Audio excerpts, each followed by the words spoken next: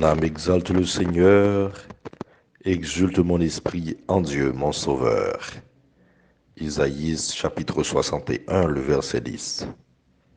Frères et sœurs, en ce troisième dimanche de l'Avent, le cri de joie de Marie fait écho à un texte plus ancien de l'Ancien Testament, le Cantique d'Anne, faisant éloge des prouesses du Seigneur dans la vie de ses pauvres.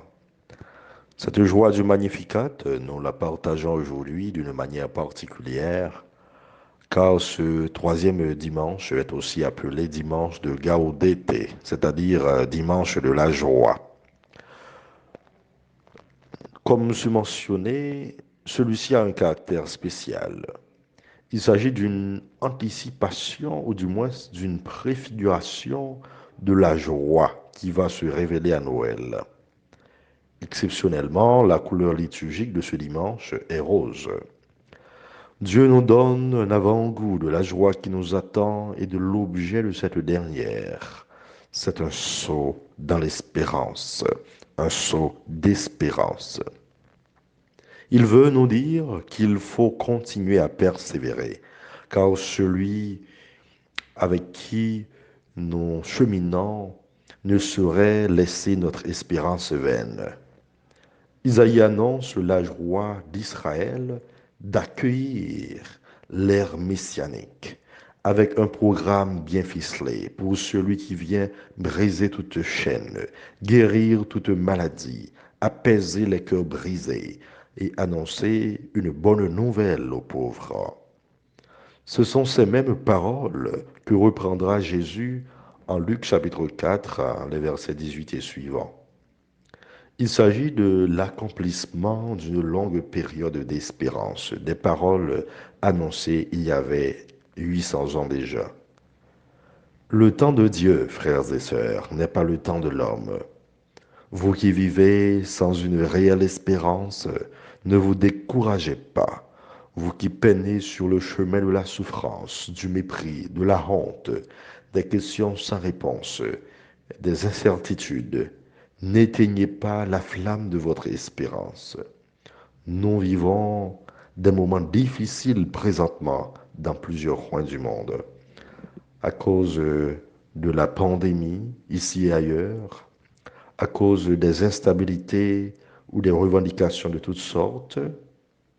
En Haïti, l'insécurité dans la capitale est le principal défi et la première source d'inquiétude. Malgré ces situations et bien d'autres, vous ne devez pas vous laisser voler votre espérance ni votre joie. Saint Paul nous le dit d'ailleurs. Frères et sœurs, soyez toujours dans la joie, priez sans relâche, rendez grâce en toutes circonstances. C'est la volonté de Dieu à votre égard dans le Christ Jésus. Soyez sûrs, il est fidèle, notre Dieu. Il tient toujours ses promesses. Nous n'avons pas à nous inquiéter, car notre Dieu ne cessera de nous surprendre. C'est ce que Marie, notre mère, chante dans le Magnificat. Un Dieu pour les plus petits, un Dieu pour ceux qui sont souvent humiliés et qui connaissent le désarroi. Nous pourrons chanter un jour. Le puissant fit pour moi des merveilles, saint est son nom. Sa miséricorde s'étend d'âge en âge sur ceux qui le craignent. L'invitation sommaire de l'Évangile gravite autour de l'humilité. Celle-ci s'éclaircit par une affirmation soutenue de Jean le Baptiste. Je suis la voix de celui qui crie dans le désert, redressez le chemin du Seigneur, comme a dit le prophète Isaïe.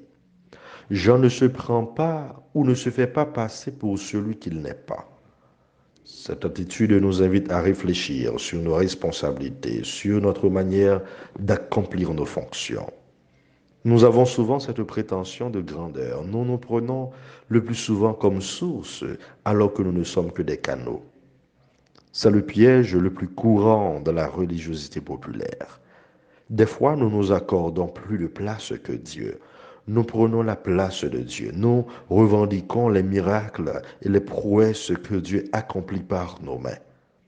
Nous gardons trop souvent le crédit pour nous, Nous sommes si souvent enclins au piège d'attirer les gens vers nous que de les mener à Dieu.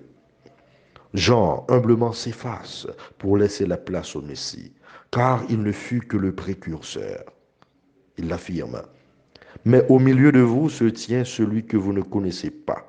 C'est lui qui vient derrière moi, et je ne suis pas digne de délier la courroie de sa sandale. Cela nous invite à revisiter les valeurs fondamentales en nous, l'honnêteté, la probité intellectuelle, les droits, etc. Au-delà de tout cela, les paroles de Jean nous invitent à faire aujourd'hui une relecture de notre vie chrétienne ou tout simplement notre vie humaine. Quelle est ma relation avec Dieu? Quelle préparation ai-je fait dans cette démarche de conversion du temps de l'Avent? Suis-je vraiment préparé intérieurement à célébrer celui qui vient pacifier mon cœur et le monde?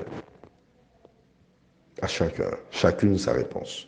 Frères et sœurs, faisons nôtre ces invitations de Paul. N'éteignons pas l'esprit, discernons la valeur de toutes choses. Ce qui est bien, gardons-le.